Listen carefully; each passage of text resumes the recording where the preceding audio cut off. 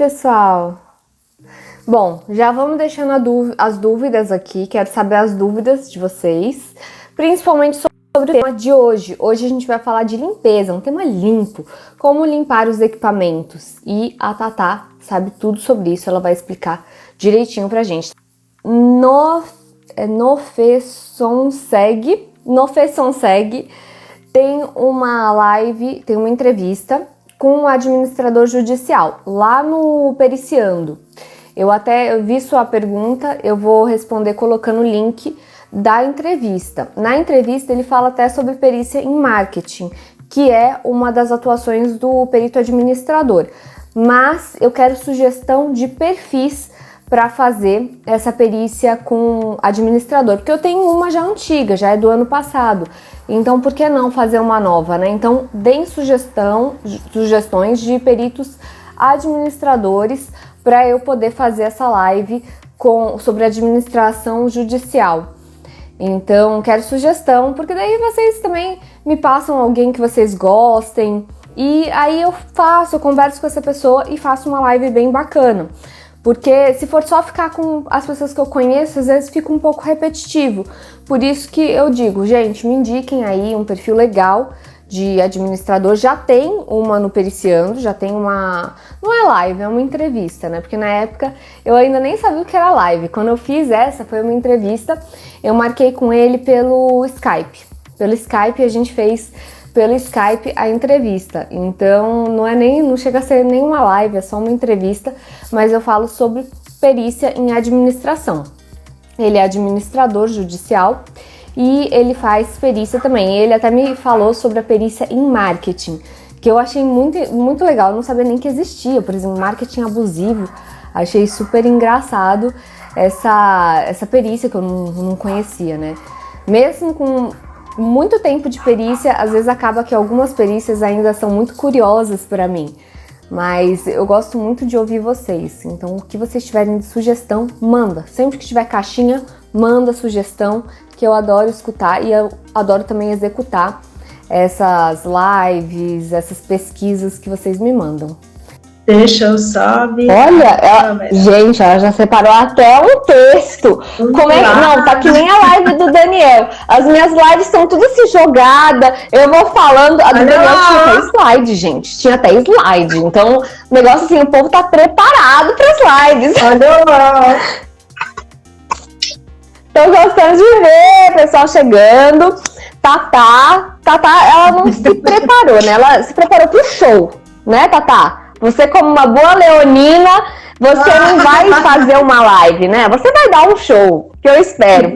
Gente, pra quem não conhece, Tatá, ela é enfermeira e ela entende tudo sobre equipamentos de segurança do trabalho e a limpeza, como que se diz, desinfecção, né? Tem um termo mais adequado, desinfecção desses equipamentos. E aí a gente estava conversando e ela falou sobre esse tema, eu falei, pô, legal pra gente passar pros peritos, principalmente porque nessa época de pandemia a gente precisa sobreviver, né, Tatá? Então, sabendo como higienizar esses equipamentos, a gente vai conseguir uma melhor qualidade de trabalho. Tatá, pode se apresentar, falar alguma coisa sobre você que eu ainda não falei. Pode falar um oi aí pro pessoal. Olá, boa noite para todo mundo, né? Nossa, que legal. Até o Daniel tá aqui, gente. Você vê. Né? Daniel deixou o plantão dele e tá aqui assistindo a live. Pois é. Então, gente, boa noite. Meu nome é Tatiana. Eu sou enfermeira do trabalho, né? A minha formação é minha graduação em enfermagem. Eu sou especialista em enfermagem do trabalho e sou apaixonada nessa área.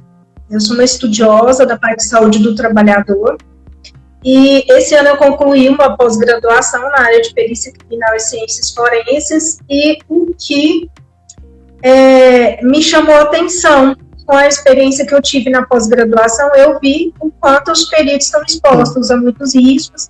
E aí um dia veio uma luzinha assim, oi, vamos juntar as duas áreas, né? Por que não? Vamos juntar a experiência que eu já tenho de 17 anos de atuação na enfermagem do trabalho com a perícia criminal, porque eu já presenciei várias coisas, já tive vários relatos, inclusive com o Daniel, algumas fotos que ele publica, e eu vou lá, você parece um porquinho lá no local de trabalho, né? Eu vivo pegando no pé de alguns peritos, porque eu tenho a visão da saúde do trabalhador. Então, eu vejo já, eu chego no ambiente, eu já vejo o risco que ele está exposto, eu já vejo algo que pode causar algum problema para ele, eu já tenho essa visão. Então, o que acontece? Eu vou chegando, eu já vejo o que está errado ali, o que a pessoa está fazendo. Tem que ser, né? Sua visão técnica. E aí, eu acabou que eu juntei isso. Acaba que eu junto, né, uma experiência com a outra. Né? Se é que eu ainda estou aguardando um concurso aí, né, na perícia criminal, mas na enfermagem do trabalho dá para fazer muita coisa legal dentro da perícia, a parte de saúde do trabalhador. Então eu comecei a redigir alguns textos, fazer algumas pesquisas que não tem muito material sobre o conteúdo, falando especificamente para peritos, né? Não tem muita coisa, porque é uma área assim que as pessoas, por mais que tenha saúde e segurança do trabalho, alguns profissionais atuam nessa área, o que acontece? Não tem algo direcionado para essa área específica. Aí eu comecei a brincar com isso, né? E aí eu tive uma repercussão muito grande, né, em relação aos artigos que eu escrevi, que eu publiquei. Várias pessoas me procuraram, e aí eu estou divulgando essa informação. E eu comecei um pouco antes da pandemia, a divulgação, né, da parte de saúde do trabalhador, e chegou a pandemia, e aí o pessoal viu a importância disso tudo, né, que eu sempre falava. Teve uma vez que eu participei de um evento, onde tinham peritos, em que eles falavam assim, mas isso tem assim, tipo aquele jeitinho brasileiro, né, de lidar com as coisas. E aí eu falei assim, um dia eles vão dar importância nisso. Logo depois chegou a pandemia. Com certeza. E Tata, você separou algum roteiro sobre locais? Como que você quer organizar aqui a live? Você quer que eu vá perguntando? Eu acabei que eu não perguntei isso antes para você, eu devia ter perguntado antes. Mas eu tava na academia e acabei esquecendo, confesso. Tranquilo, né? Você pode fazer perguntas, e eu creio que as suas perguntas vão chocar com o que eu preparei aqui, né? Com o que eu pesquisei. Eu vou começar do local mais podre, né? Vamos lá. Vamos do local mais podre, que é do meu amigo Daniel e de muitos peritos criminais, que é um local de podrão, né? Um local de crime, um local de podrão. Então, assim, locais que sejam bem insalubres mesmo, que sejam locais com muita contaminação. Eu quero começar desses locais. Como que o perito deve estar, como que ele deve estar equipado, como que ele deve estar pronto para encarar um tipo de local desse e depois de sair desse local, lógico, né? No local ele vai estar todo paramentado, mas e depois, como é que faz, né? Eu queria entender melhor isso daí, Tata, como que faz? É o seguinte, atualmente, como as pessoas não tinham o costume, né, de se paramentar de forma adequada, como a pandemia exige, então teve uma dificuldade na adequação disso tudo, porque não tinha, né, não tinha um preparo para essa equipe. Então eu vou estar seguindo a sequência que deveria ser seguida, tá? Ô Daniel, a sua opinião aqui não tá valendo, não. O Daniel é porquinho, gente. Não leia que Tá, eu quero que você dê exemplo de como fazer e como fazem errado. Eu quero que você conte aqui o que fazem errado aí. Errado, não precisa falar nomes não, tá? Pode falar só o que fazem errado. Tá bom, vou contar um exemplo do Daniel. Gente, é o seguinte, primeiramente a gente deve orientar essa equipe, né, esses peritos, Porque, assim, como eles não são da área da saúde, não têm formação específica, eles sabem que tem o risco, mas não têm a noção do tamanho do negócio. Então, a primeira coisa é a gente orientar eles, né? A gente vai fazer treinamentos, capacitações para informá-los sobre o risco que eles estão expostos e, né, o porquê e para que a gente deve fazer algumas adaptações, adequações nesse ambiente. O que acontece? O perito do local de crime, com o tempo, ele vai perdendo um pouco, né, o medo do negócio. Então, ele vai deixando um pouco de... Já ouvi falar de gente que come do lado de cadáver. Tipo assim, tá comendo sanduíche, fazendo autópsia. Nossa, super comum. Então, já ouvi falar disso. Sim. Então, o que acontece? Esse pessoal, eles acostumam tanto com o ambiente de trabalho, que para pessoas que não lidam com isso é super estranho, né? Mas para eles passa a ser normal. O que acontece? Eles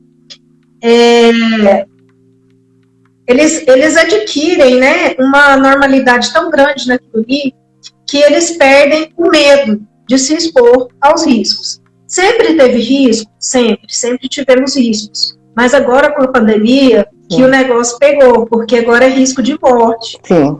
Né? Essa patologia causa morte. Então todo mundo entrou em pânico, coisa que já era para ser seguida há muito tempo atrás. Então, primeiro, vamos orientar esse pessoal, vamos mostrar para eles quais são os equipamentos que eles devem utilizar e quais situações.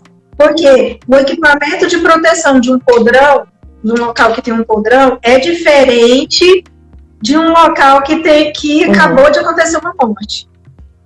Então, são equipamentos de proteção individuais diferentes. Não são os mesmos sempre. Entendeu? Não tem como você definir. O podrão tem uma questão de gases então, também, né? Esse perito, ele vai ter que...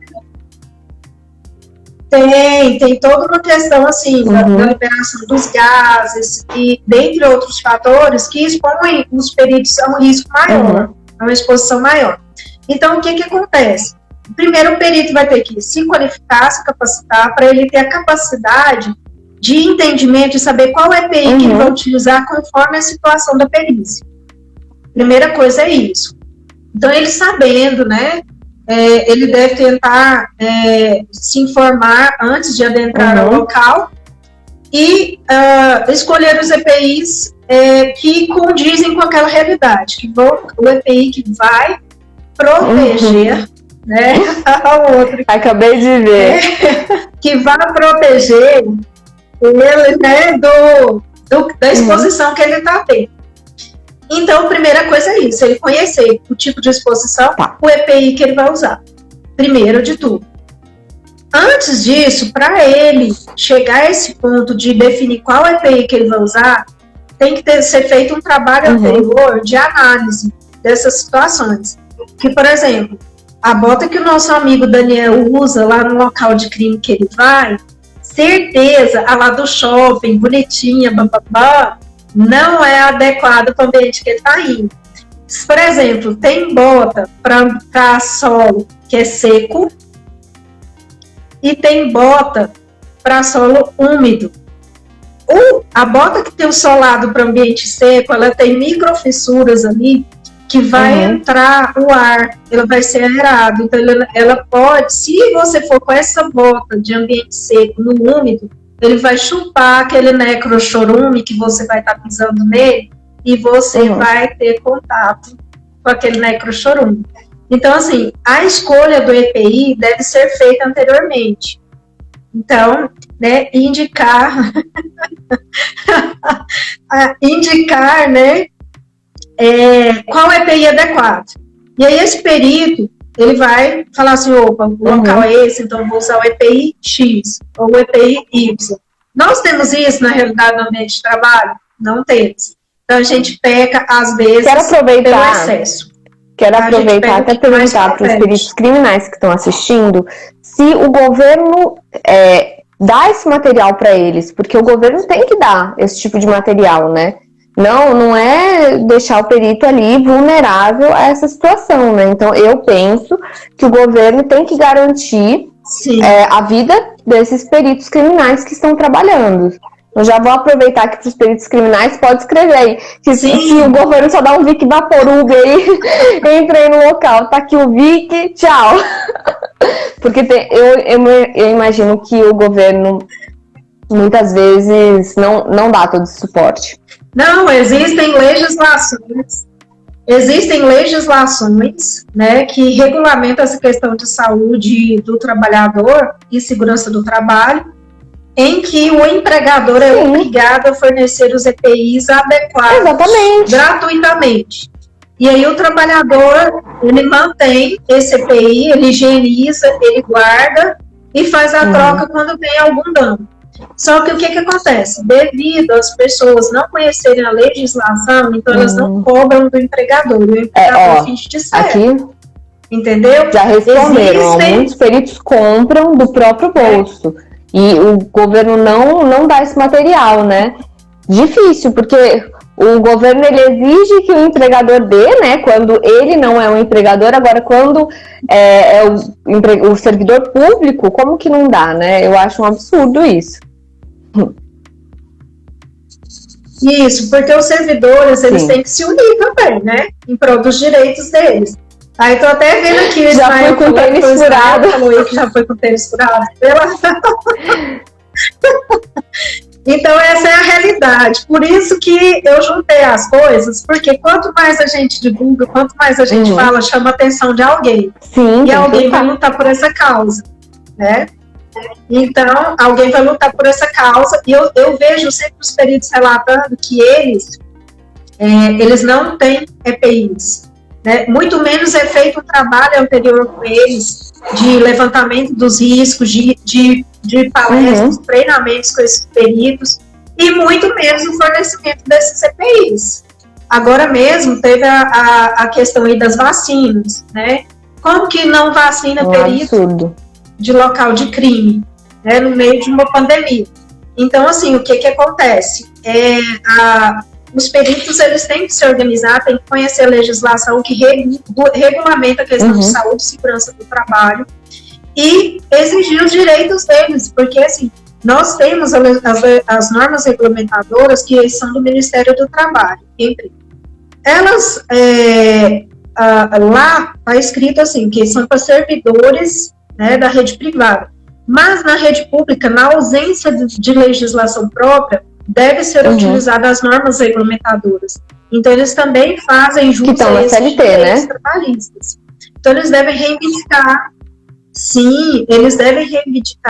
os direitos trabalhistas deles. E os EPIs estão dentro desses direitos. O Daniel colocou, quando muito dão luva, o Kleber, trabalho importante, seria a definição de máscaras específicas também para cada tipo de risco. Uma área terrível é a de perícia em carros também. A química metalográfica, isso eu já não entendi. A química metalográfica é um tipo. É uma área que é da perícia que tem uma exposição grande devido aos produtos que são utilizados. Entendeu? Aí, assim, o que acontece? Para cada tipo de ambiente, tem os EPIs específicos, tem as orientações específicas dos trabalhadores. Então, o que acontece? Deve ser feito um estudo anterior, uma orientação a esses peritos, e quando eles forem para o local, eles vão estar sabendo, eles vão estar aptos, né, a saber qual o tipo de EPI que eles vão estar utilizando naquela exposição ali, né? E, infelizmente, eles compram os EPIs, a gente sabe que isso acontece, às vezes eles vão sem, tá? Eu já vi foto do nosso querido Daniel, né? carregando, né, fazendo transporte, né, na urna cadavérica, em que tinha necrochorume, e aparentemente estava descendo na calça jeans dele. Gente, os comentários. Então, assim, eu até falei pra ele assim... o que você acabou de falar... Como que você dorme com essa bota dentro da sua casa. Eu falei assim, nossa, né, tem dó.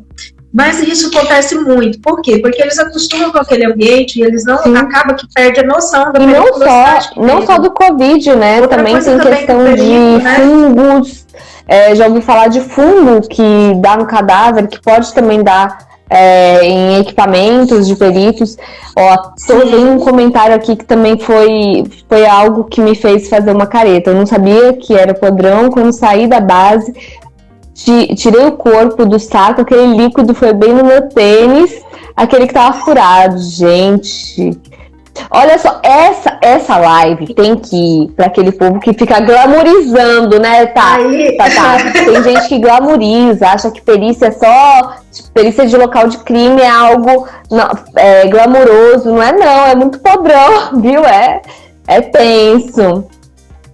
É muito, e assim, o que acontece? Esse tipo de situação que foi relatada aí, sabe como que eu agiria lá no meu local de trabalho? Esse perito, ele seria encaminhado para uma unidade de atendimento de referência para um acidente de material biológico. Ele passaria por uma avaliação, seria colhido material do corpo, do perito, para fazer os testes rápidos de HIV, sífilis e hepatite B. Conforme for o resultado do teste rápido da vítima lá do local de crime, esse perito entraria com uma quimioterapia, tá? Que é o coquetel. Esse coquetel, essa quimioterapia deve ser iniciada as primeiras 2 horas após o primeiro contato do acidente biológico, e conforme for, essa pessoa tem que tomar até 28 dias. Esse líquido, e o acompanhamento de até pode causar esse tipo HIV, essas doenças? Porque eu penso assim, tem que ter contato no sangue, né? Porque assim, a gente não sabe se na pele do perito tinha algum ferimento, se ela estava totalmente íntegra. Então ele está exposto sim a adquirir esse tipo de doença. Então é muito importante que o perito tenha o cartão de vacina 100% sempre, ele esteja imunizado com todas as vacinas mais importantes que nós temos, né, no calendário de imunização nacional do Ministério da Saúde. Outra coisa, ele deve seguir essas recomendações de saúde do trabalhador em relação à paramentação e desparamentação. Agora, eles estão falando muito de desparamentação, eu fico imaginando os peritos. Pensa, ele calça a luva no local, vai lá, mexe no corpo, né, vira para lá, vira para cá, tira roupa, tal, tira foto, pega na caneta com a luva, na prancheta, escreve, preenche, tira foto, pega no celular, etc e tal. E aí, aonde que ele descarta essa luva? Para onde que ele leva? De que maneira que ele faz? Tipo, pode acontecer de ele ir com essa luva até lá no local de trabalho dele, na base dele, contaminando tudo. O carro, ele contamina a mesa, a maçaneta da porta, tudo para os colegas dele também estarem se contaminando. Nossa, então é um risco muito grande, né? Então, assim, o pessoal fala assim, o pessoal da saúde faz muito escândalo com risco biológico, etc e tal. Não é escândalo, porque o micro-organismo, ele não fica paradinho num lugar só. Ele encontra o ambiente propício, ele vai proliferando por ali. E vai indo. Eu tenho um vídeo maravilhoso. Depois você me manda. Me manda que eu vou colocar o link aqui no vídeo. Eu vou te mandar. Você fica horrorizada de ver o que acontece. Você fala, meu Deus, eu não tinha noção disso. E nós, profissionais da saúde, que lidamos com isso, a gente tem a noção do que é um micro-organismo patogênico. E as pessoas lá fora não têm. Então, assim, eles devem estar, né, a primeira coisa, participar da qualificação, né, de palestras, de treinamentos, para saber experimentar. Devem saber como tirar esse EPI e como descartar. Hoje, em época de pandemia, não se usa, né, a não ser em alguns locais de ambiente hospitalar, EPIs reutilizáveis. Tá? Por quê? Porque esse micro-organismo que nós estamos lidando agora, o COVID, ele se acopla, né, à máscara, por exemplo, a parte externa. E aí, eu até trouxe para vocês aqui o tempo que ele fica vivo em cada vírus. Sério mesmo? Eu trouxe aqui para vocês, eu falei assim, sério, eu trouxe aqui para vocês o tempo que ele fica, por exemplo, aqui, ó, ele pode ficar até 9 Numa dias vivo máscara? no ambiente. O Covid? No meio ambiente, pode ficar numa máscara, no móvel, no mobiliário, no chão, na parede. Aí tem um homicídio, né? Aí a pessoa demora uns dias para chegar lá. Quando ele entra naquele ambiente, ele abre, tá o confidário lá dentro, né? Ele entra no confidário, tá? No ambiente lotado. Se a pessoa tiver Covid e morreu, aquele ambiente fica com muito Covid? Nossa. Sim, porque ele vai entrar em estágio de putrefação e aí vai aquela Covid já tá lá. Então o ambiente vai estar todo cheio. Aí chega o perito e entra nesse ambiente. Então, por exemplo, aqui, ó, ácido inoxidável, ele pode ficar vivo até 3 dias no ácido, o Covid. Plástico, ele fica até 3 horas. Papel, 4 dias, ele fica vivo. Cobre, 4 horas. Metal, ele fica entre 5 e 9 dias. E aerossóis, por exemplo, poeira, né, suspenso no ar, fica de 40 minutos a 2 horas e meia. Por exemplo, você conversa sem máscara, suas gotículas vão pro ar, eles ficam ali voando ali dispersos no ar de 40 minutos a 2 horas e meia. Então, o que acontece? Uma situação bem diferenciada a questão do Covid para quem trabalha nessas áreas. O Daniel tá falando que vai ter que abraçar um defunto. Então, quando você tem que abraçar um defunto com Covid, tem algum problema? Não, Daniel, super tranquilo. Não. Nenhum, né? Tirar o morto da corda, realmente. Sim. É uma situação bem séria, sabe? Que tá todo mundo enfrentando. Os profissionais da área da saúde, como eles já têm mais intimidade com os EPIs, com o ambiente hospitalar, para eles, e ainda eles estão se contaminando muito, né? Imagina os peritos, tipo Daniel, que vai colocar o botinho. E o pior é que ele deve ficar com dó, né? De jogar a botinha fora e aí fica guardando junto com. O dia que eu descobri isso, eu falei, eu não acredito que você tá com essa bota dentro da sua casa. Ele tirou foto da bota. E tem modelos de botas que precisam ser utilizadas, Tatá? Você tem os modelos para mostrar pra gente? Tem os modelos, aí depende do local, tá? Por exemplo, um local que é mais seco, né, que não vai ter contato com nenhum tipo de umidade, aí ele tem que olhar pelo certificado de aprovação do Inmetro. Então, assim, por isso que deve ser feito um estudo anterior relacionado a isso. Deve ser feito um estudo, aí você vai lá e olha o certificado de aprovação qual tipo de ambiente que você quer. Eu quero para ambiente seco, solo seco. Ambiente tal, solo seco. Aí você vai olhar no certificado de aprovação que condiz com a necessidade. Depois você me manda as imagens, manda imagens para mim, porque quando eu passar essa live pro YouTube, aí eu coloco as imagens, vai ficar bem bacana, Tatá. Eu vou mandar um modelo para ambiente seco e úmido, que são os mais utilizados, tá? E quanto à desinfecção desse material? A Isa, que é química, ela colocou aqui luz UV, sol, álcool, água sanitária, e ela colocou alguns princípios ativos, produtos que podem auxiliar. Né? O que você acha disso? Tem esses daí já estão necessários? Ou você acha pertinente utilizar mais outros produtos? O que você acha, Tatá?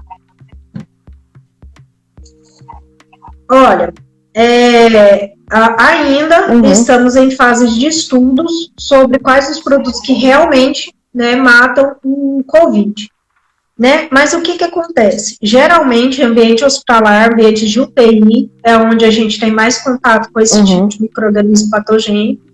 Utiliza-se, né, o quaternário de amônio, tá, para desinfecção de superfícies, hipoclorito de sódio, o álcool 70%.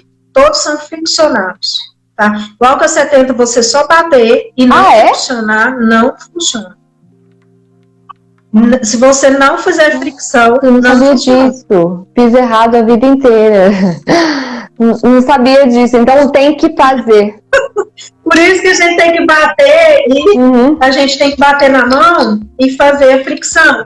Por exemplo, a gente vê muito, as pessoas falam assim, lave as mãos, mas ninguém está ensinando para as pessoas a forma correta de lavar as mãos. Nós da área da saúde, a gente Pode tem a explicar pra técnica gente. de lavagem das Pode mãos. passar aí, como é que é? Por exemplo, adorno, anelzinho, aliança, qualquer tipo de adorno não deve ser utilizado nesses locais de trabalho. Por quê? Porque embaixo do anel ele esquenta, sua. Então é um ambiente Então, perito que tira a aliança para trabalhar tá certo. A mulher não pode brigar. Olha, peritos podem gravar essa parte. O que veio a ser adorno? Na área da saúde já é proibido. Nós temos NR32, que é de ambiente hospitalar, e adorno é proibido. O que é adorno? Brinco, colar, crachá, anel, qualquer tipo de anel, independente do que seja. Minha mulher é ciumenta.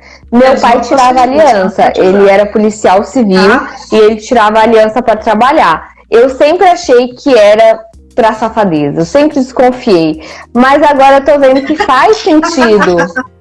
Não, até mesmo, Jaqueline, até mesmo ambientes de escritório. Eu já vi acidentes de trabalho em que a pessoa prende a mão na gaveta e o anel sai arrancando a pele inteira.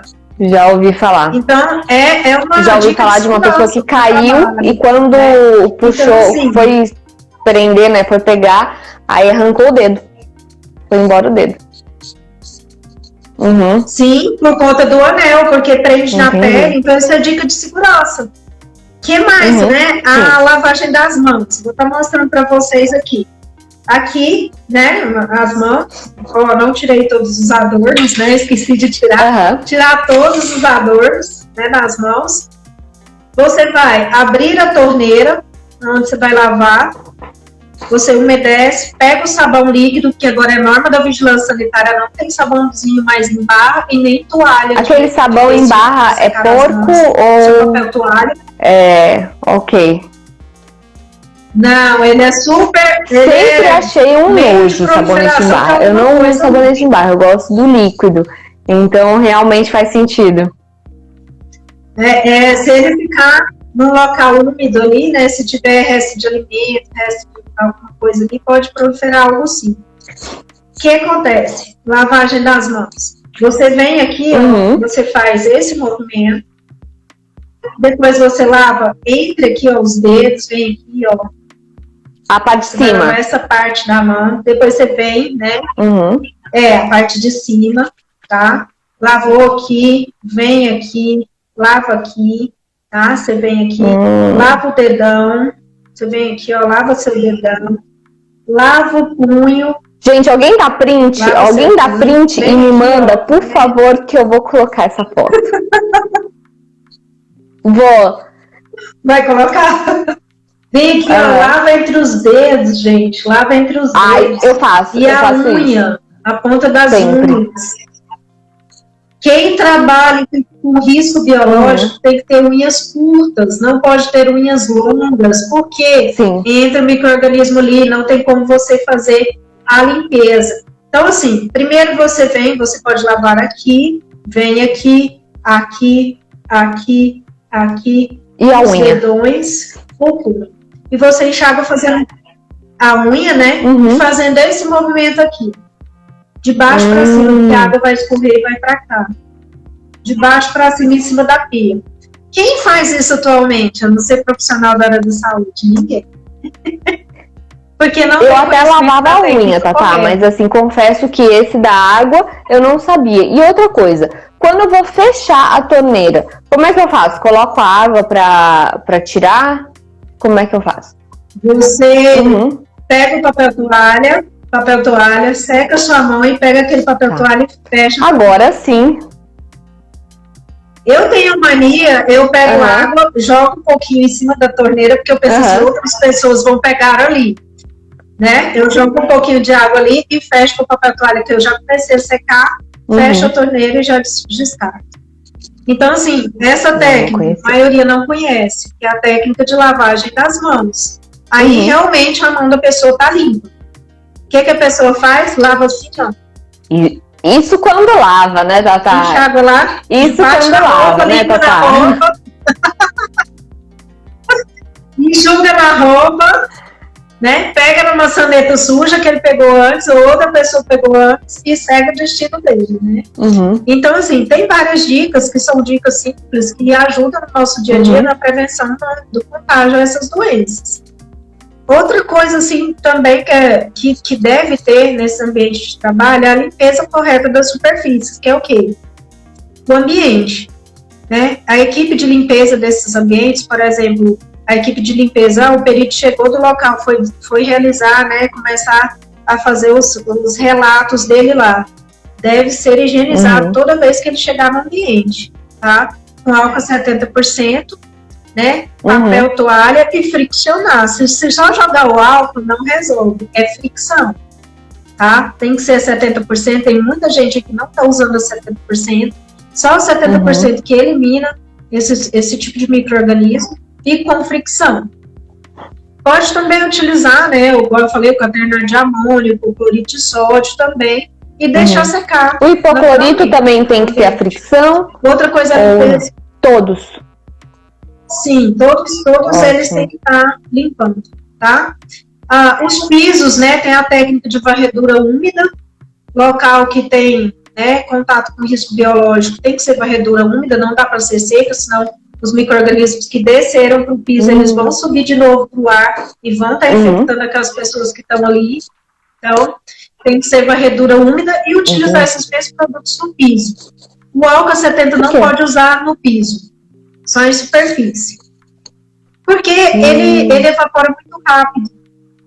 Então, no piso não dá tempo de fazer a limpeza toda. Então, como ele evapora muito rápido, no piso é mais complicado utilizar o álcool 70. Outra coisa também é o descarte do material.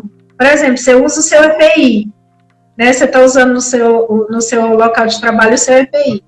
Usei um macacão de proteção. Como é que eu descarto ele?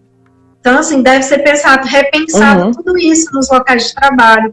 Porque o perito, antigamente eu pegava os EPIs que eles utilizavam, jogava dentro da maletinha aqui e levava o próximo local, né, Tatá? Vai ficar gastando? Próximo, né?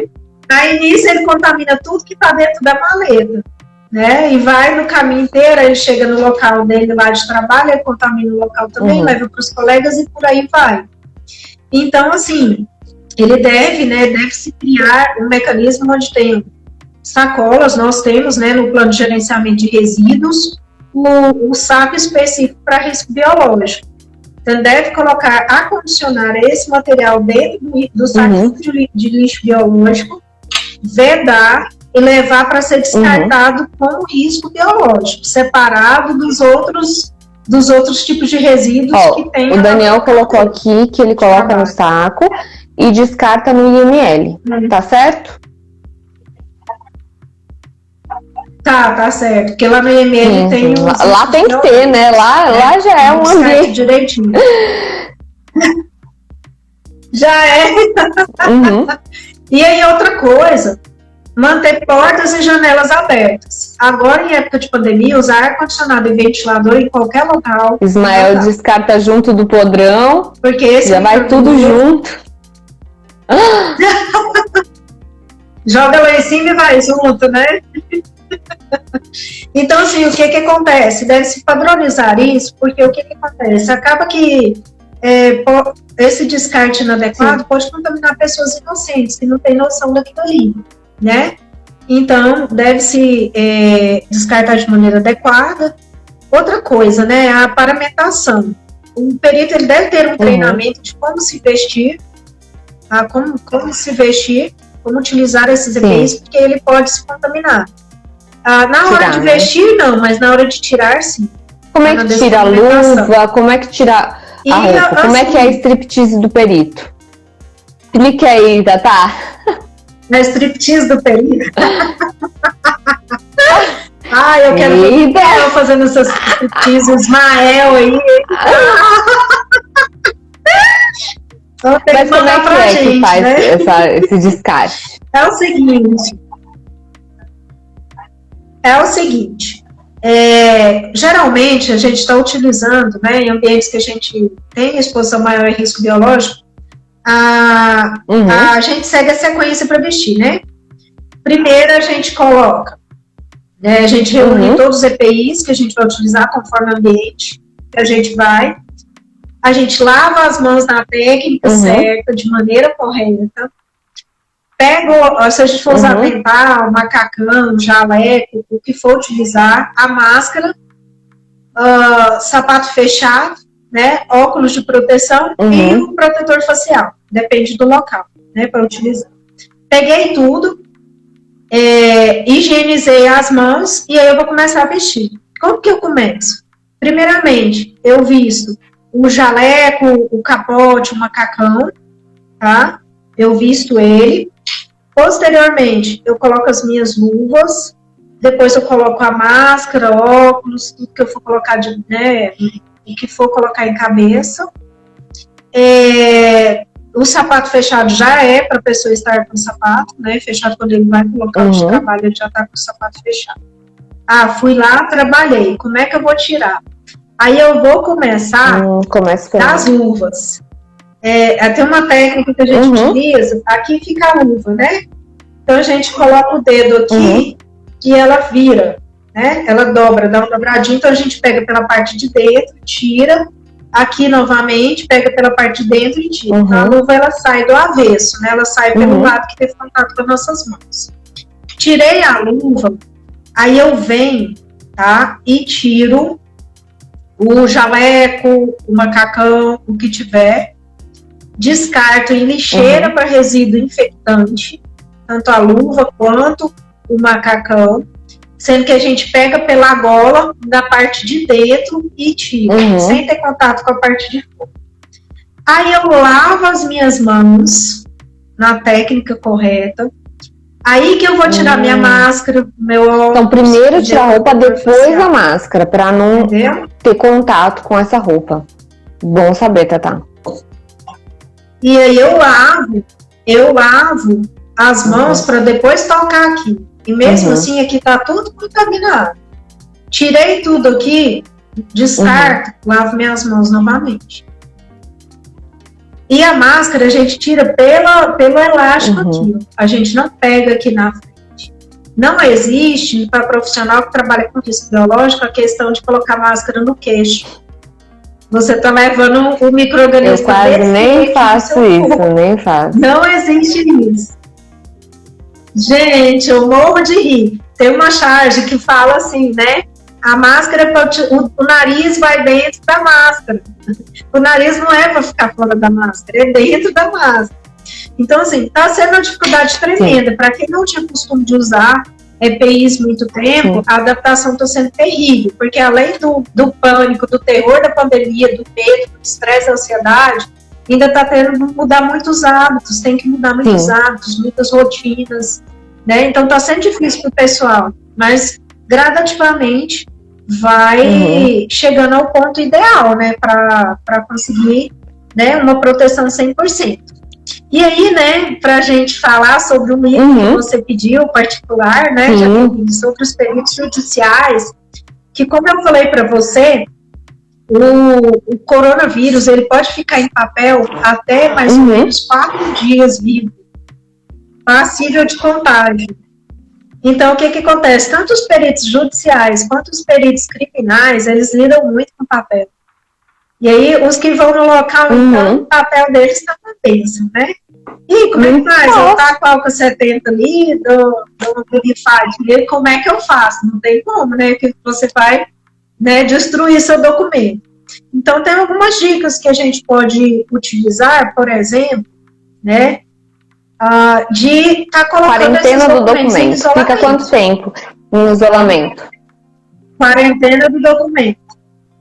Olha, geralmente essa quarentena mínima que eles falam depende do tipo de documento. Documento que tem contato direto confirmado com risco biológico são 14 dias de quarentena.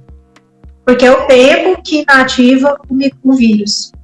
Então, o que acontece? Esses documentos devem ficar 14 dias de quarentena e, posteriormente, podem ser feitas algumas técnicas de higienização, que são as mesmas que o pessoal da arquivologia utiliza.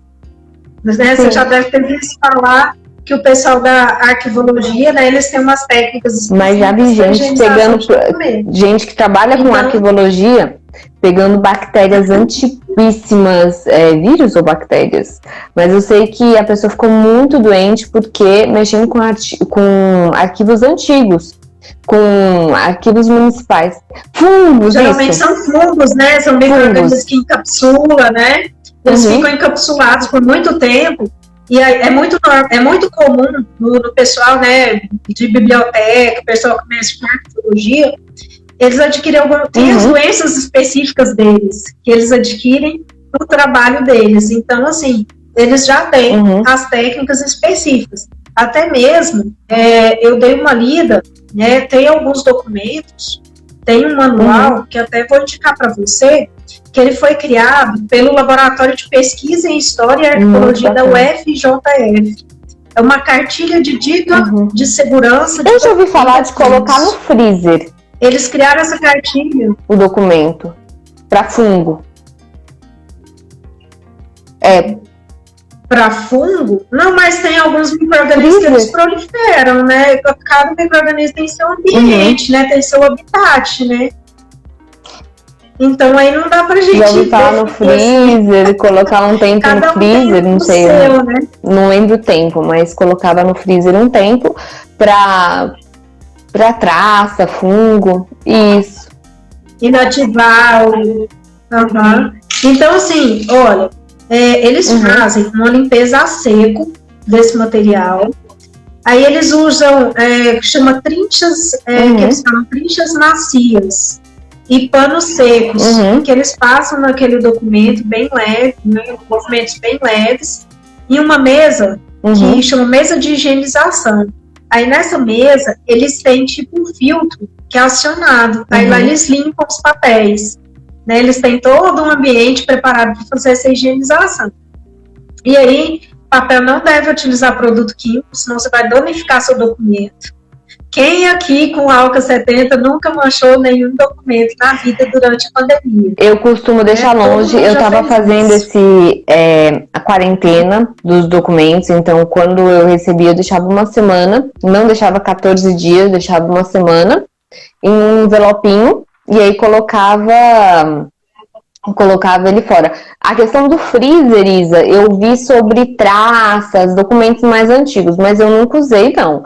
Eu tenho até medo de vai que dá algum problema, coloco no freezer, lasco o documento, mas eu nunca fiz, mas eu ouvi falar.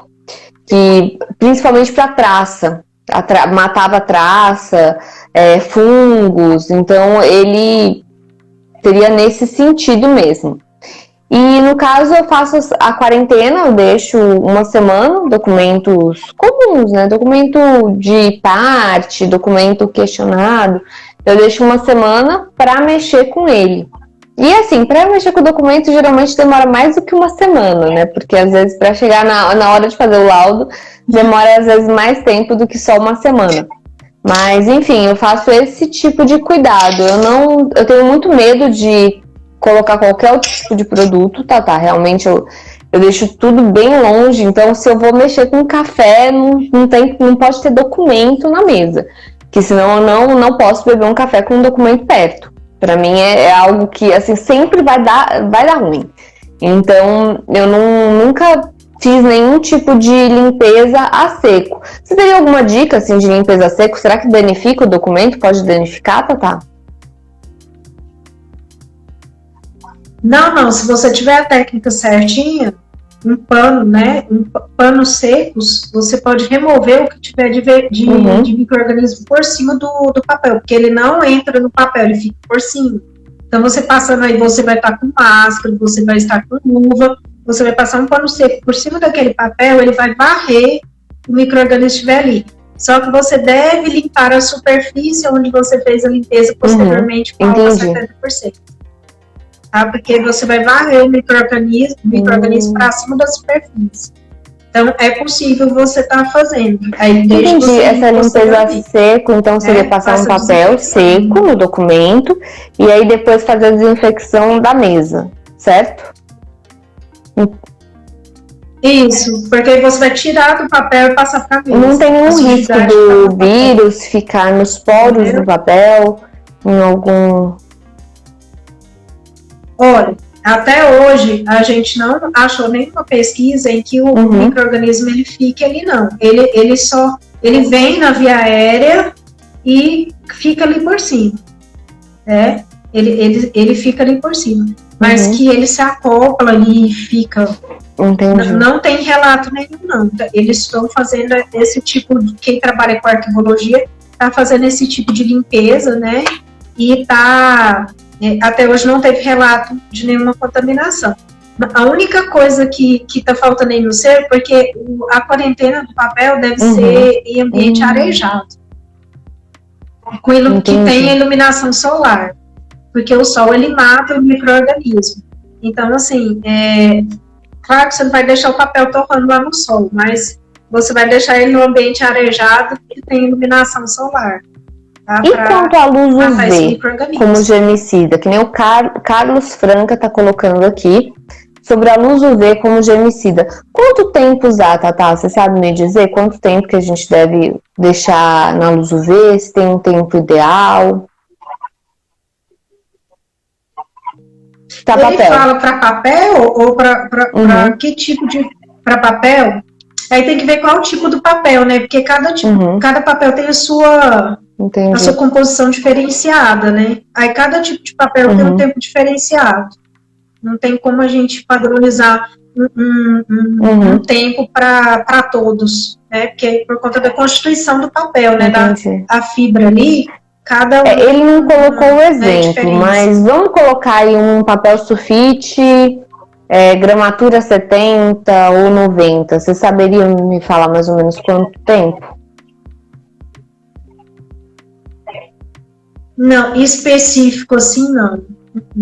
Eu não tive acesso a tempos específicos, mas o material que eu tive acesso até hoje, ele fala que cada papel é o tempo, mas não delimitou, não definiu qual tipo. A gente pode estar até olhando. Se a gente achar uma tabelinha, eu coloco na edição quando for colocar no YouTube.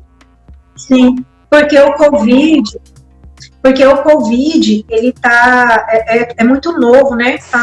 Agora que a gente está começando. E é um negócio muito resistente. Novo, né? Com as mutações que estão tendo, né? Aí até hoje eu estava conversando com uma pessoa que ela estava falando assim, a cada dia eu estava contabilizando o número de certificados que eu já tenho de curso sobre Covid. Do ano passado para cá, eu já juntei 47 certificados de curso de Covid que eu fiz. E aí, os cursos agora estão exigindo isso é dedicação ou é medo, Tatá? Eu quero saber. Não, é por conta do meu trabalho, né? Porque o que acontece? Eu atendo, né, enquanto enfermeira do trabalho, os meus pacientes são trabalhadores da área da saúde. Então, eu atendo trabalhadores da área da saúde. Então, a gente tem que estar sempre atualizado para passar para eles as informações corretas. Então, agora eu vou ter que fazer 47 cursos, porque a maioria já mandou informes. E também queria uma diquinha rápida. Queria uma dica rápida aqui, por exemplo, um perito judicial que vá a um cartório de vara. Tem que assinar um documento, tem que compartilhar caneta. Muitas vezes a pessoa tem que compartilhar a caneta para assinar um documento. Qual seria a dica para esse tipo de pessoa? Colocar, desinfectar antes a caneta ou depois a mão? Como que é feita essa desinfecção? Se a gente tem que ir num local, um cartório? Olha, é o seguinte, a orientação que a gente está fazendo, cada um leve a sua caneta, cada um use a sua. Na impossibilidade, limpe na hora que você passar para a pessoa e quando você receber de volta. Você limpa para a pessoa e limpa para você. Então, assim, hoje é item imprescindível para todos os seres humanos do planeta. Álcool 70 dentro da bolsa, carregar sempre. Tá? Sempre carregar o álcool 70. Por quê? Até mesmo em outros objetos. outros utensílios, caixas, pastas que a gente utiliza, deve ser higienizado com álcool 70. Todos os tipos assim de superfícies que esses documentos tiverem contato tem que ser higienizado com álcool 70. E quando manipular esses documentos, né, por exemplo, os papéis, processos... tem que estar de máscara mesmo manipulando o papel? Por quê? Se você for, por exemplo, antes de você deixar na quarentena, né, você mexeu nesses papéis, manipular com máscara. Por quê? Porque o micro-organismo, ele vem, ele flutua no ar, e aí o micro-organismo Covid, né, o corona, o que acontece? Ele é mais pesadinho, ele fica pouco tempo no ar e ele vai para a superfície. Por isso essa neura de ficar limpando tudo. Porque ele vai para a superfície. O que acontece? Se passar um ventinho ali, ele vai voltar a voar no ar novamente. Você passou a página, ele vai voltar para o ar, ele vai subir para o seu rosto. Aquela questão de você estar lendo documento, passar a língua lá, o dedo na língua para passar a página, aquilo ali não existe em época de pandemia. Por quê? Você está pegando o micro-organismo nojento. Mas eu tinha uma outra coisa que também é nojenta. Mas aquele a maioria das pessoas... E aquele molha-dedo? Das pessoas tem esse costume. Aquilo ali é sopa nutritiva, né? Quem é da biologia lá, né? A sopa nutritiva dos primórdios, né? Ali tem de tudo. E aí você vai saber se a pessoa que manipulou o documento antes de você não passou saliva ali de tudo quanto é jeito. Entendeu?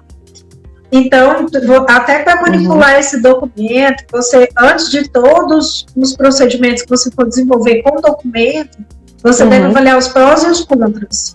Assim, uma pessoa pode ter passado saliva aqui.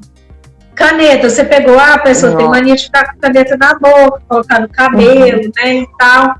E aí? Então, é higienizar tudo, utilizar máscara ao manipular antes de você deixar o documento na quarentena de 14 dias, deixar ele em ambiente arejado, que tenha, né, iluminação natural nesse ambiente, porque o sol, é comprovado que o sol, ele mata o corona, tá? Ele mata o corona.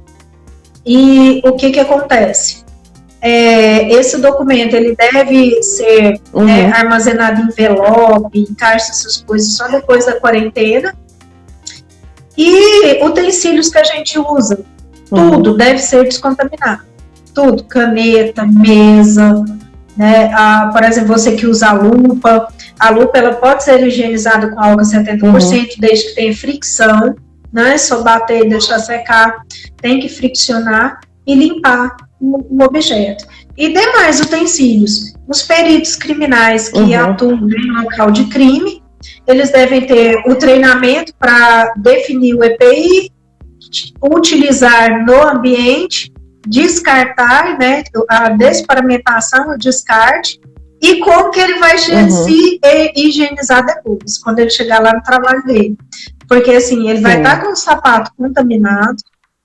O ideal da saúde do trabalhador e segurança do trabalho, que a gente orienta todos os trabalhadores, foi para um local, teve exposição, teve um local que era contaminado, como é que eu faço com minha bota, com meu sapato? Tem que ter um armário individual no local de trabalho, onde esse trabalhador chega, ele tem outro sapato que ele veio de casa, ele higieniza o sapato em que ele coloca no armário, coloca lá para secar e guarda dentro desse armário. O que o pessoal faz? Vai de casa para o trabalho, do trabalho para casa, vira aquela confusão que só já né? Leva mas eu acho que o Daniel já aprendeu, tem sim admiração. Valeu, Daniel. E eu acho que agora ele já aprendeu. Ele assistiu a live inteira aí que você falou dele. Então ele já tá sabendo de tudo. E eu gostei muito de saber também dos documentos, porque é muito importante. Eu não sabia de ter que deixar ele aberto. Eu colocava em envelope. A minha quarentena era dentro do envelope. Então, e aí se você tivesse informação da luz UV, seria muito interessante pra gente colocar também quando for pro YouTube, porque daí a gente coloca e minha editora já coloca ela organiza, deixa bem bonitinho, já com essas informações aqui no vídeo, em algum lugar, né? Que ela que organiza essa parte. Mas, Tatá, muito obrigada pela sua participação, amei, e espero também que o pessoal tenha aprendido bastante coisa. Hoje foi uma live muito rica sobre os EPIs, e também muito necessária, né? Porque é uma parte que não é só um detalhe, é sobrevivência. Então, adorei saber, gostei também de saber da experiência dos peritos, também que participaram aqui. E sempre a gente tentando se proteger, porque cada ambiente do trabalho vai ter os seus micro-organismos e seu risco. Então, que nós tentemos sempre evitar esse contágio, para que possamos nos manter saudáveis, mesmo em qualquer ambiente de trabalho, mesmo no podrão, né? Maravilha, Tatá. Mesmo. Muito obrigada. Né? Pois é, obrigada, eu agradeço, obrigada por todos estarem aqui participando, né, pelos comentários aí. A minha transmissão aqui chegou um ponto em que ela não está transmitindo mais os comentários. Mas, posteriormente, eu vou estar assistindo, vou estar vendo. Agradeço pela oportunidade, né? E espero que várias pessoas, que essa live possa circular por aí, levar essa informação para todos tão preciosa, né? E o meu trabalho de formiguinha, né? Que é divulgar esses conhecimentos e proteger os nossos peritos. É, né? Muito importante. Tão importantes, né? Em todas as áreas, tanto judiciais, os criminais, né? Não se tem vida hoje em dia, é impossível a gente imaginar a nossa sobrevivência. Não, e assim, os profissionais estudam, né? Tanto, gente. Eu acho que a gente que estuda tanto, a gente não pode morrer, porque a gente já estudou, a gente tem que passar esse conhecimento, a gente tem que atuar. E principalmente esse pessoal que estuda pra caramba, não, gente, né? Não pode morrer, não. Se cuidem. Não pode. Não, e nem ficar sequelado com Covid, né? Porque as pessoas que estão sobrevivendo estão todos ficando com sequelas. Então, assim, nos proteger para que não sejamos contaminados, né? Eu sigo tudo direitinho, graças a Deus, mesmo estando na área da saúde até hoje. Eu tive só alguns sustos, né? Que eu tive contato com pessoas positivas, entrei milhões de vezes. Mas não pegou.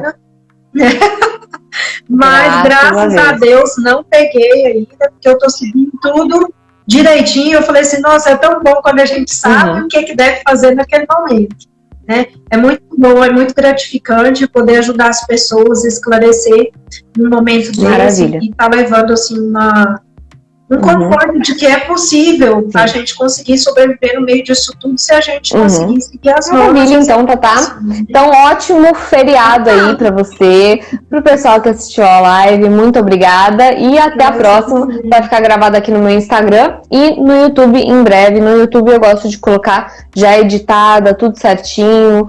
Aí ela vai demorar um pouquinho mais, mesmo porque a minha editora tá com suspeita de Covid. Então, tomara que ela fique bem logo, porque, olha, é difícil fazer essa edição, deixar tudo bonitinho, não é pra qualquer um. Então tá bom, Tatá, quando estiver no YouTube eu te aviso e aviso a todos. Obrigada e até a próxima. Tchau, tchau, pessoal. Obrigada.